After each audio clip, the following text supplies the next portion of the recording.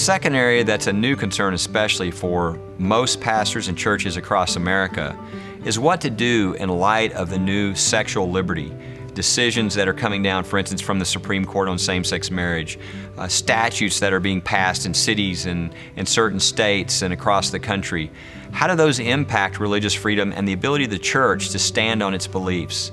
That's a really important question. And most churches around the country are rightfully looking at their legal documents, making sure they make the corrections they need to make so they're in the best position possible to be able to stand on their faith and what they believe. One of the most common problems that's out there is most churches and most, in fact, Christian nonprofits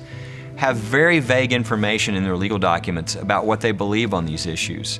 And in the past, that might have been the way to go. But more recently, especially after the Hobby Lobby case at the United States Supreme Court, it's become very clear that if you will have your doctrinal beliefs on these issues in your legal documents laid out, then you can actually stand on those if you're ever in a lawsuit having to defend those beliefs and positions of your faith. And so it's very important, if you have beliefs about things like the sanctity of life, about human sexuality and marriage, which of course most churches have very defined beliefs,